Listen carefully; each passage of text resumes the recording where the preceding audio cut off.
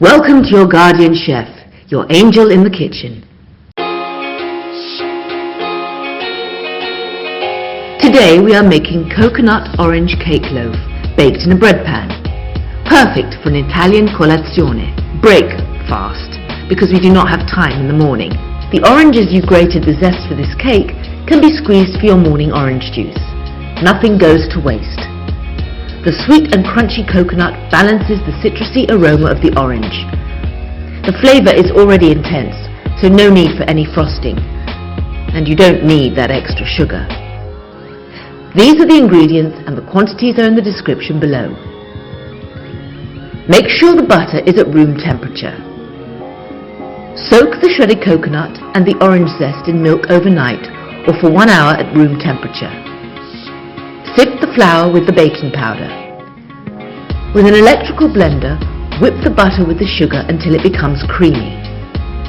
Add the 2 eggs one at a time, making sure the first is combined before you add the next one. Now add the flour. Last, add the milk with the coconut and the orange zest. The batter will be very fluid. Coat with butter and flour a loaf baking pan.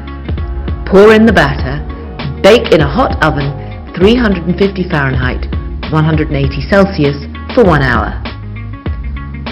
Once the cake is ready, wait 10 minutes before removing it from the pan. If you remove it while it's still hot, it will break apart.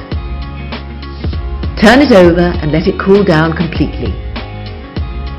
There you have your easy, mess-free coconut orange bread that will last for 3 to 4 days. Squared slices of orange cake, full of flavour and no frosting. Easy to pack for school lunches or picnics. For more healthy desserts with fruits and vegetables, check the playlist above. And don't forget to subscribe. No food waste is my new motto.